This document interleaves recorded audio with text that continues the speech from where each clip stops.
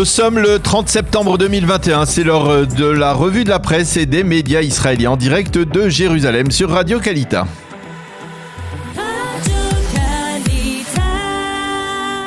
La revue de la presse israélienne en direct de nos studios de Jérusalem.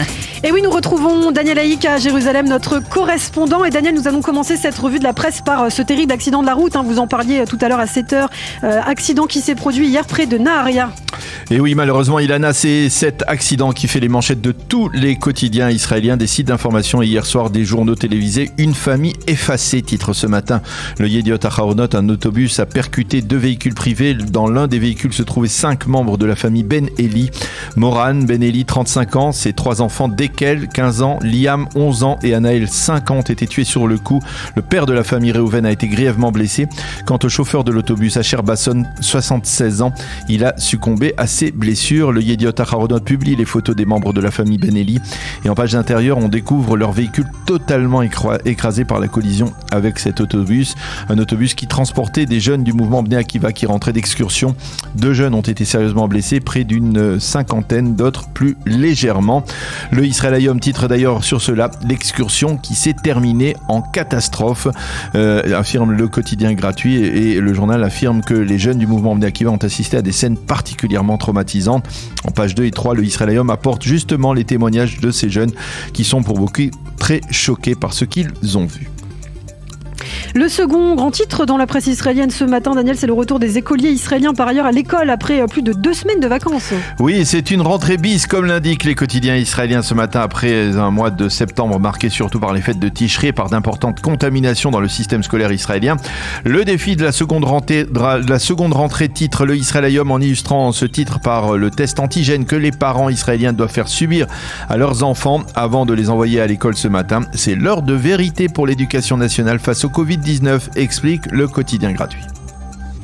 Une seconde rentrée qui intervient par ailleurs sur fond de tension, on peut le dire, entre Naftali Bennett et les experts du ministère de la Santé publique. Et oui, en effet, Ilana, pour rappel, lundi du haut de la tribune des Nations Unies à New York, le Premier ministre avait recadré, si l'on peut dire, les responsables de la santé publique israélienne en affirmant que c'est lui et lui seul qui avait une vision générale de la crise et qui prenait donc en fonction les décisions qui s'imposaient au ministère de la Santé.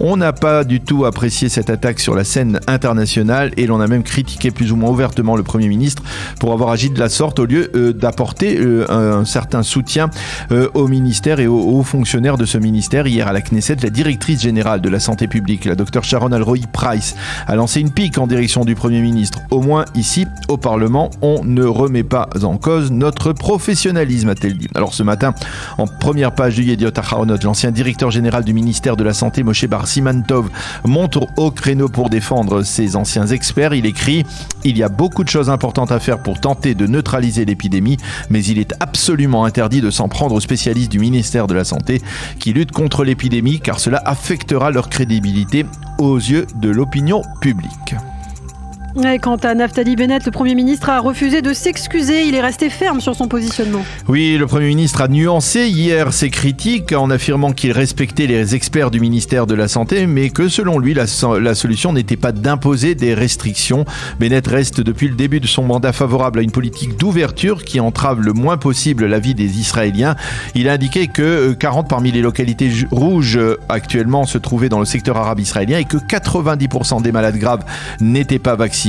Justement, dans la page éditoriale du Yediot Aharonot, Sarit Rosenblum se penche sur ce qui se passe dans le secteur arabe sur le plan sanitaire et elle déplore que ce secteur n'ait pas fait l'objet d'une politique d'information plus accrue et plus spécifique en faveur de la vaccination et que dans ce contexte, les données sur les localités rouges dans le secteur arabe ne sont pas surprenantes. Enfin, toujours dans le Yediot Aharonot, Enat Schiff écrit que derrière la confrontation entre Naftali Bennett et l'échelon médical au ministère de la Santé, on trouve une volonté politique de la part du Premier ministre de se retrouver une base électorale solide auprès des Israéliens qui, comme les indépendants, lui seront alors reconnaissants de les avoir protégés en empêchant toute forme de confinement.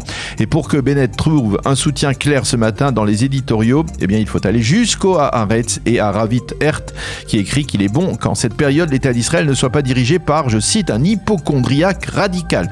Et si le Haaretz défend Naftali Bennett, alors c'est vraiment le monde à l'envers.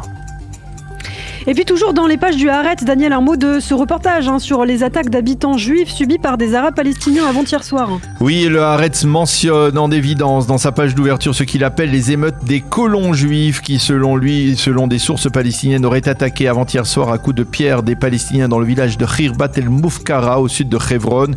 Selon les témoignages de ces Palestiniens, des dizaines d'habitants juifs masqués ont lancé des pierres contre les maisons du village et ont brisé la majorité des vitres des fenêtres des habitations de ce village, laissant, selon les termes du Haaretz, la population palestinienne sous le choc. Et puis enfin, pour terminer, les quotidiens israéliens se penchent discrètement sur le procès de Benyamin Netanyahou. Et oui, Lana, ce procès qui avait commencé tambour battant, on s'en souvient, se poursuit dans la plus grande discrétion, surtout depuis que Benyamin Netanyahou n'est plus Premier ministre. Et il faut aller jusqu'en page 16 du Yediot Aharonot pour apprendre qu'hier, le premier témoin de la partie civile, Ilan Yoshua, encore et toujours lui, puisqu'il est témoin depuis plusieurs mois à la barre donc du tribunal de district de Jérusalem, Ilan Yoshua, ex-rédacteur en chef de Walla, a révélé qu'il avait approché en 2015 un certain Naftali Bennett afin que son parti, à l'époque le Foyer Juif, fasse une campagne de publicité à l'approche des élections législatives. Je vous promets, avait dit Ilan Yoshua, une contrepartie au-delà de ce que vous pouvez imaginer.